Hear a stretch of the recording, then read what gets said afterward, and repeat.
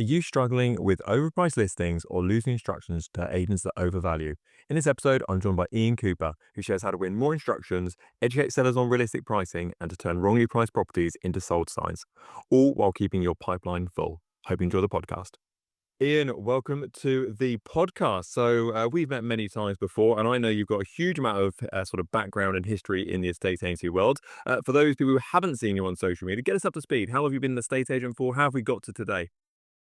I've been in the agency circa 17, maybe 18 years. It started when I was 20. Started with a small independent letting agency. Didn't know what I wanted to do. Walked into the office, give me a job. Took the job and loved it. I've always been a people person. So it was just sort of, it just nail on the head, exactly what I want to get into now. Roll on 3 years after that, LSL, Property Services, Your Move, bought the business that I work for. Moved up through the ranks from there, became the area lettings director for London, and then unfortunately made redundant in 2019. So unfortunately, it was almost kind of a blessing in disguise. If I wasn't made redundant, I probably would have still been there. I probably would have been there for the rest of my life if it never would have, because it would have had that. I didn't have that mindset change to be able to go, what else is out there?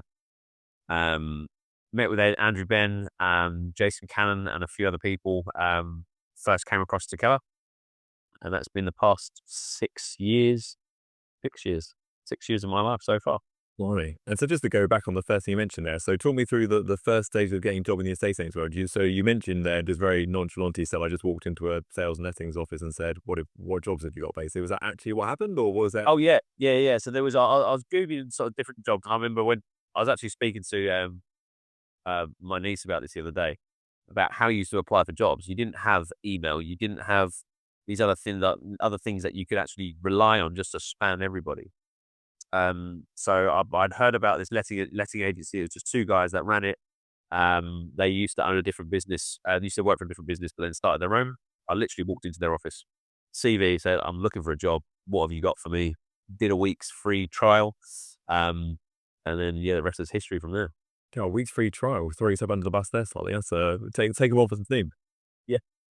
Again, I think it's you do what you do to get where you need to get to. I love that. I love that a lot. So talk me through the mindset change then. So you mentioned obviously the redundancy side of things in 2019. Surely the easy option would you be for you to go, oh bugger it, I'll go get another job at whatever, Connells, Fox and Sons, or any other estate agency out there. What made you go, actually, let's go self-employed? So there's a two-prong approach on this. Is I think the main thing that happened in 2019 is I don't usually share things like this, but it broke me.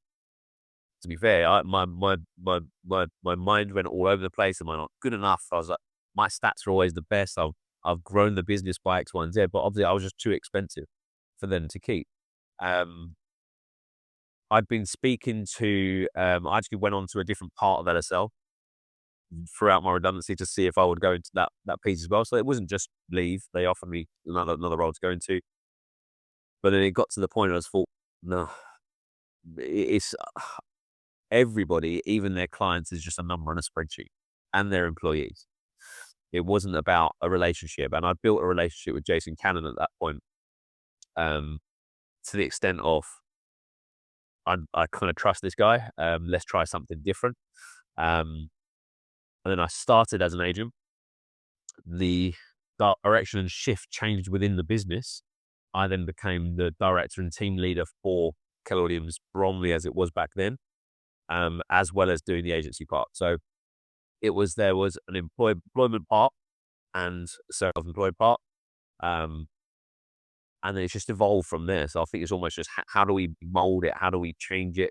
Because when I first started 6 years ago, probably the majority of people that were around at that point, there was nothing. It was like CRM system, spreadsheet, and a book, MREA. This is what we're doing now. Let's work it out. Cool. So let's jump into that. You've segued me beautifully for my next question. Thank you very much. You can definitely come on again. So talk me through. So you go from being employed and salaried and all that sort of stuff, and life is kind of where it's up to then being self-employed, and you're like, right, well, I better go get my first instruction, I suppose. So Talk me through sort of the plan, if you had one, sort of for those first weeks, months, 6 months to go, actually, right, I'm here today at 0, basically. What's your sort of first step there? My first step was pick up my phone. So it's just I've had the same number since I was 17, 18. So there's 3,000 people inside there. Just call everybody. It was just to pick up the phone and start speaking to everyone. And I remember my first few phone calls, I was selecting people. I was like, right, I know that person's a landlord. I know that person's a landlord. I know I've sold this person a property before. And it was actually Jason Cannon at that point when we were working together, who just said, go for A to Z. Mm, Stop picking and choosing, because it's the least likely person that you will know will be your highest supporter and biggest champion. mm, Um, and I took that too literally, maybe. And there's a Chinese takeaway that I get some food from every now and again up the road, and spoke to them about it when I was getting a takeaway, and they ripped it as well. right. Phase. What do you think? Everybody and anybody is a lead.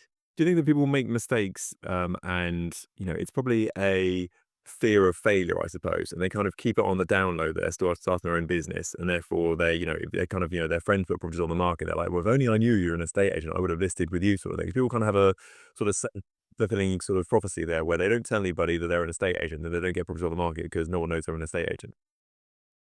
100%. And I think that even if they do know you are, is knowing exactly what you do that counts. So I actually had it a few weeks ago. An old school friend of mine, I deal with his dad's properties, managing those as well. And he said to me, Ian, I just thought you dealt with sales now, because most of my content shifted to sales, because it was quite an interesting sort of shift. My main background's been lettings. But then sort of you come into a self-employed arena and everyone's talking about sales.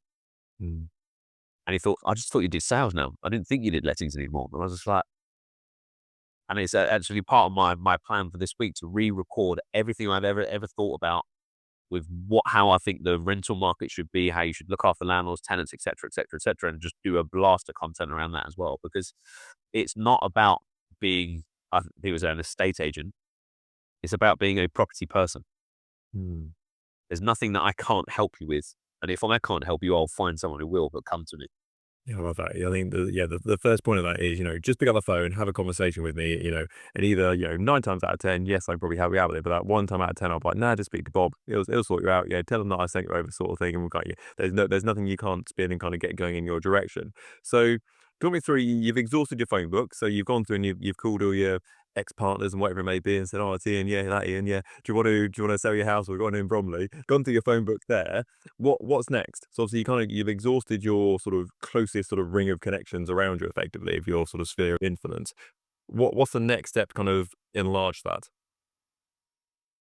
So three different directions that I would say to anybody to go on. So you've got, firstly, you've got farming. So making sure everybody in your local area knows who you are, what you do, and why you do it. I ask when I have agents come into our office. I always ask them, how do you define lead generation or a lead? People say someone with a house to sell or a property to rent. Wrong. Anybody that knows, likes, and trusts you, and that knows exactly what you do and why you do it, and would refer to you if they knew anybody else. So it's about getting into your community. Like again, if nobody's read the MREA, the Millionaire Real Estate Agent book, highly recommend it. It's not an agency book; it's a business book, and that is about creating a sphere of influence, as you said, around yourself, but people that don't know you yet, but you can go and find them. So it's your butcher, your hairdresser, your restaurants, your delis, your churches, there's all these things that are in your community that we take for granted. We go in there, spend money, but they still don't know who you are. They might know your name, but they don't know who you are and what you do. It's funny, isn't it? Because I think that there's so many trades out there who spend so much time inside people's properties. So plumbers, electricians, carpenters, all this sort of stuff. And if anybody, usually lots of people, if they're building a new house, obviously they'll look to sell it. So they're good to know on that side of things. But lots of people obviously renovate their house with the intention of selling it. So I always find it very strange when people don't have that sort of black book of connections. So you pass them business, they pass you business, sort of thing. And whether there's a monetary side of it as well or not, kind of up to you. But at least they're kind of like, yeah, I've got 4 plumbers who recommend me business, or I've got 3 chippies who will pass me business sort of thing, because I know they're inside properties day in, day out at sort of those key times. Yeah, I think that it almost comes back to what I said about personalization, about people being people rather than a number on a spreadsheet. It's you go to these sort of bigger conglomerates, they have these UK national wide handymen or plumbers or electricians. You don't want that. You want that local person because you want to be able to phone them up when you're in desperate need. Can you go and check this out for me, please? Because this has gone wrong with one of my tenants in the landlord property. I don't know what it is. Can you come have a look? They won't charge you. They'll turn up on time. They'll be there. But most of all, because you're supporting them, they will support you. Mm. And I would always advise anybody to build really good relationships with and ensure people understand who you are, what you do, and why you do it. So anywhere where people talk a lot. One of the things that Claire Reddings has done historically, so another person from Keller Williams, also a previous guest on the podcast as well. I remember her putting together a local database for contractors in local areas. Basically, you go on the local Facebook group for whatever town or village it may be and say, hey guys, I'm building a list of local contractors. If anybody can recommend a plumber, electrician, carpenter, whatever it may be, a painter and decorator, printer, all that sort of stuff, please just tag them in below here sort of thing. And she basically just made like a Rolodex of local trades that you could work with, and she gave it out to all people in the local area. And obviously it was all branded up with Keller Williams and Claire's face in it and all that sort of stuff, an introduction to the area. And we were like, great, well, I've got a local list of local people who can do local jobs for me, and Claire's in that as well. And she, better than being in it, she basically runs it. Yeah, and I think if you look at any town, probably across the UK, you get your little magazines that come through the door. You'll just have someone come around, it's £1 for the year or whatever else it is. It's then advice and the different things that happen in the area. So I couldn't agree more. It's being able to. I might go one step ahead. It's almost being able to give the right people. Mm. A lot of people talk about BNI, and I'm not knocking BNI because I've got a couple of my agents that got a lot of business out of it. For me, I want to be able to choose who I'm recommending rather than being told who I'm choosing to recommend. If that makes sense. So building that relationship is the key part of it, rather than just anybody in the area. So if someone's going to send me a referral or send me an electrician, I'm going to pick up the phone. I'm going to meet them for a coffee. I'm going to get to know them. I'm going to build a relationship with them, rather than just going, "Oh, Tim's Electrics down the road, they're good." Yeah, because once you have that relationship, they remember you. Mm. Yeah, please don't badmouth BNI on the podcast. I'll have them out with their pitchforks coming after me soon.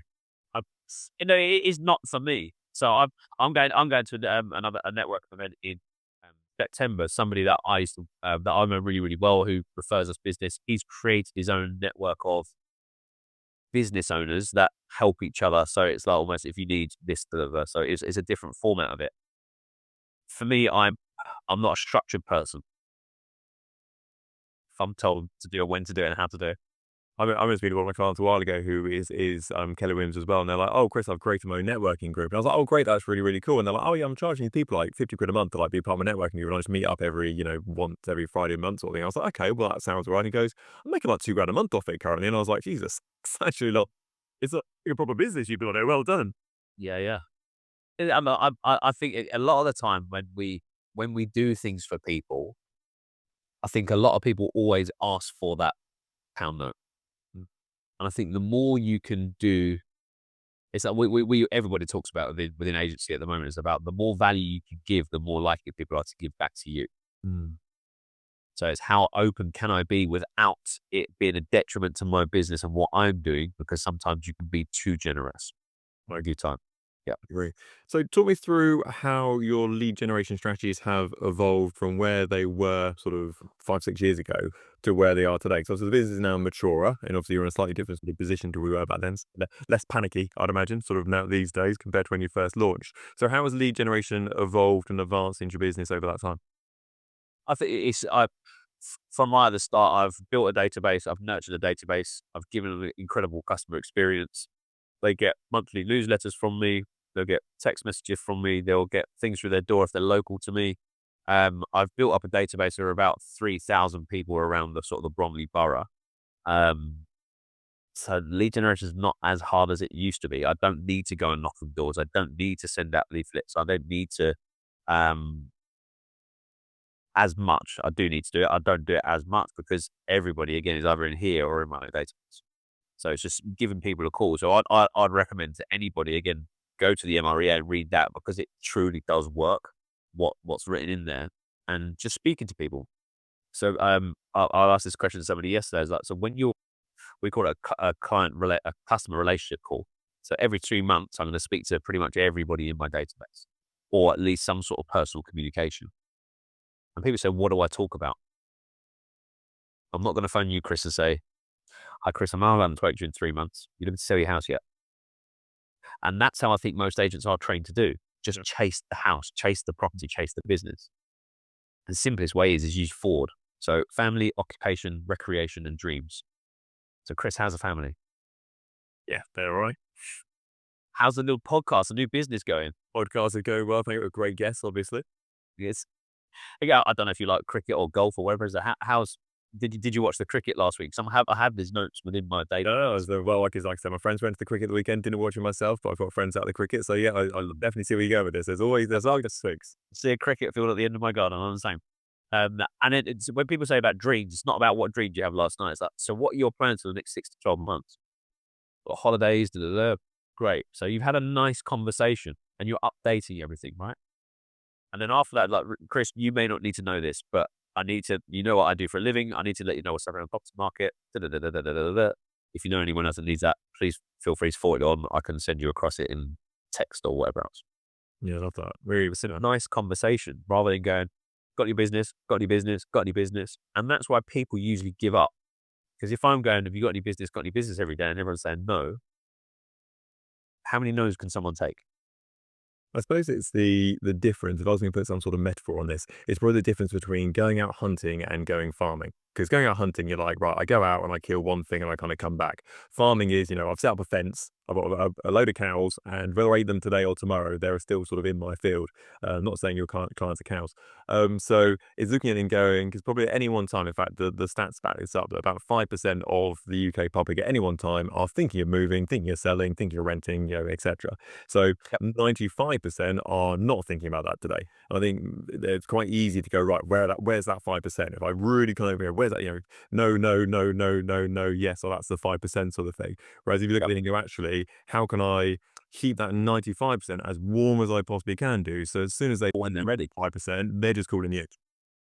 Yeah, and I think that if you said it earlier as well, some people don't know what you do because you haven't told them or you haven't kept in touch with them. I've had it numerous amounts of times when I've spoken to old friends that I still talk to. We rarely talk business, so it's almost they come as, but I thought you did estate agency training now. I didn't know you were still into property. So it's about reminding people as well.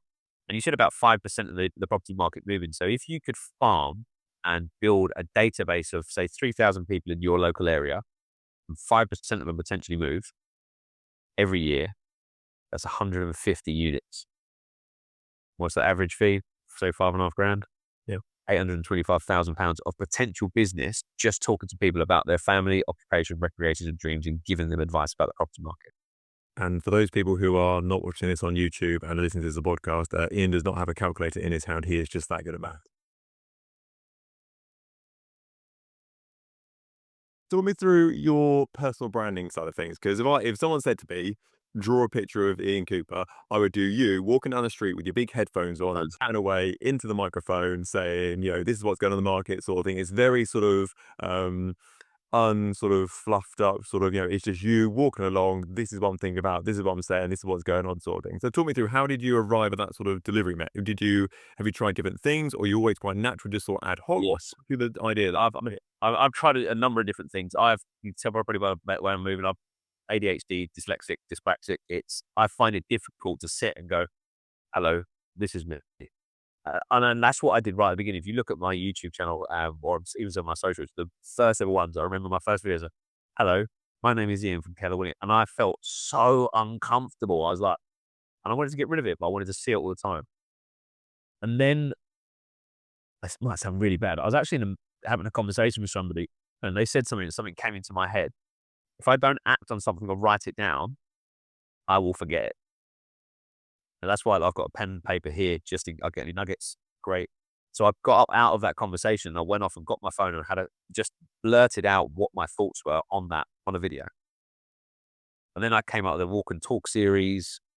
Um, got a bit bored of that because it was too structured for my mind. And then it was just walking through the town where I work. And I will drive, park 2 miles away, walk in, however I'm doing, because I like to keep fit. It's then just whatever thoughts in my brain at that point, I want to share it with somebody. And it just became a thing. And do you feel like you get better engagement with that sort of very sort of natural Ian out and about sort of stuff rather than being like this super polished, like, hi, I'm Ian, I'm your local estate agent sort of thing? But I've just been like, it's me, I'm out and about, I'm having a chat sort of thing. Do you find people kind of get to know you quicker? Definitely get to know me quicker and reinforce who I really am with the people who know me. Because I had so many people look, like, Ian, that's not you. What are you doing? It's like I'm just trying to be something that I'm not. And I say to anybody, even if you're employed, you're working for somebody else, whatever, just be you. Because people don't use anyone else because they like you. It's not because they like the brand you're with. It's not because they like what shoes you're wearing. They like you. And I'm a bit of a wally sometimes. I like to do it in my videos. And it's just that it has to be real. It has to be raw, because when you actually meet those people who reach out to you, if they don't see the same thing, they know you're not genuine. I think it's probably having the confidence to not push people away, but obviously some people, some people watch your content and half of them might go, oh, this Ian guy seems amazing, knows his stuff, really straight talking, chat, really good, love him sort of thing. Whereas another half might go, oh, what a dick, walking down the street with his headphones on, like, oh, I don't like him at all sort of thing. But actually, it's about having the confidence saying, actually, I don't care. And the half that do want to work with you, great. They'll work. They think you're amazing. They'll pay your fees. There's like, they might just call you out on their property. The other half that don't, well, that's fine. But I think if you try and go for this sort of like, hi, I'm Ian, I'm here for everybody sort of thing, and I try and please everyone by being a bit. Oh, please everybody. You can't. It's physically impossible to please everybody. And it's if you think I'm a dick for doing it, I don't want to work with you anyway. And it's the same when you come to like a listing or lettings valuation or discovery appointment or listing appointment, whatever you want to call them. It's not the vendor and landlord interviewing me. I'm interviewing them because I want to make sure I can work with them. If our values or our thoughts or our process or our journey don't align, it won't work, because we'll always be fighting each other when it should be, let's work together, rather than me telling you what to do or you telling me what to do. Well, beautifully, you've segued me all over again. We're definitely going to be back on the podcast. So talk to me about the three C's. So you've got the three C's that you talk about. I know you've had other podcasts, you've had a chat about this before. So competition, choice, and control, I think, are the big three. So talk me through that, how you kind of talk me through explaining the pricing strategy to create demand and also giving sellers more options. So talk to me about how that conversation looks. You look at it, everyone always says to me, is like, how's the property market at the moment? And you always have to ask, are you looking to rent, buy, invest, or are you looking to upsize, downsize? So you've got different parts of the market. But the main role as an estate agent or as a letting agent or as a property person is to create that demand for the property you've got. And you can't do that with having a price here. You can't do that with poor photos and having a price here. You're definitely not going to be able to create it. So, Chris, you're looking to buy a property. You've got a budget of 500,000. I've got a property on for 500,000, but it should be around 475, maybe 450. If you're the only person that comes and views that property, I have no competition. You're the only person that offers on that property. You might go in for a cheeky 425. I've got no choice. And myself as an agent and the vendor or the landlord has no control, because you have the control.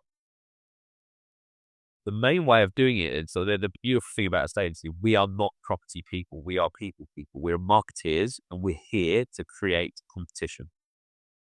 So if we price it where it should be or whereabouts it should be, especially in a seller's market or a mid market, maybe not where we are at the moment, it's been a bit more aggressive at the moment. I want to be able to create a pool of people. Chris, you're still going to buy this house. You've got a budget of 500. I'm going to create a pool of people that are going to offer, offer, offer, offer. I've got competition. I've got choice of people who have offered, and it puts us in control of who we choose.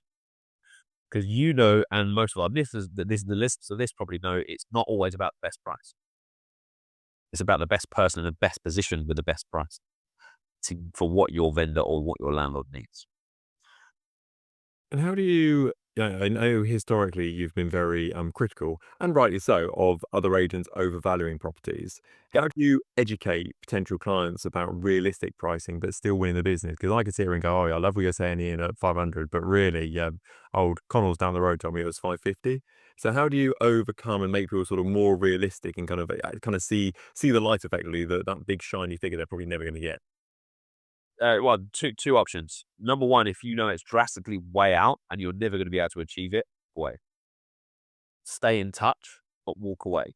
But stay in touch with, again, Ford. Just stay in touch. I'm just not going, oh, how's Coles doing? Oh, they're rubbish. Told you it wasn't that much. It's like, I'm never going to come back to you, because if you tell me as an individual, as a human being, that I've made a bad choice, I don't like you. Instantly, it's a human nature. But if I stay in touch and I was like, do you need any help? Do you need advice? There's some other properties that you're looking for, where you're looking to go to. I then like you. The other one is data, data, data, data. I know so many people that will just turn up with a right move and a Zoop best price guide or whatever they're called, just to say, this is the data I've chosen to show you. Not what I like to do is, let's sit down. I use Sprift, which is a great platform because you can do it live and build a whole market data analysis with your vendor or with your landlord. So, Chris, can I jump onto your Wi-Fi? I want us to do this together, because I want us to be able to work together, to go on this journey to make sure that we can get you sold. How does that sound? Sounds good. And you build it with them. Because when you have someone, Joe Blogs down the road, they might go, oh, they've got this listing on, click, click, click, click, click, click. They're all the properties. Yeah, about that much. And it's about preparation, it's about time, but it's about educating and slowing it down.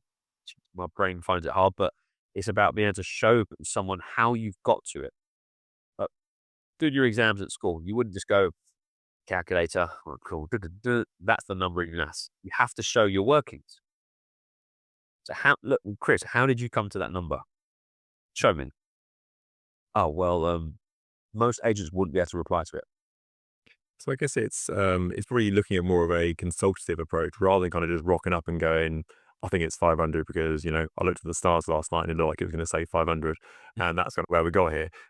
Okay, to go and look, let's work through this together. We're almost like a team because people don't like to disagree with themselves. So if you work together with them and say, actually, let's work it through together and we both agree it's 500, actually, when someone turns up and says, I think it's worth 550, they're disagreeing with what you've put together yourself. They're kind of disagreeing with your homework, which doesn't feel very good. Definitely. And I took on a friend of mine's property about 6 weeks ago. Beautiful house, lovely location. I've around 500. So I said, look, 500 is probably the mark you want to be. He's like, oh, the other guy said 525 to 550. Tony, that I would say his name, cut his name. I said, look, if we're going to do it and you really want to use me because you know we're going to get it done, let's put it at 525 to start with. However, my caveat is you have 4 weeks. If nothing happens in 4 weeks, I'm not even going to phone you. I'm going to change it. I had 2 inquiries, 2 viewings, both thought it was too expensive, changed it to the 500, did a social media push again, had 1 more viewing, sold it for 500.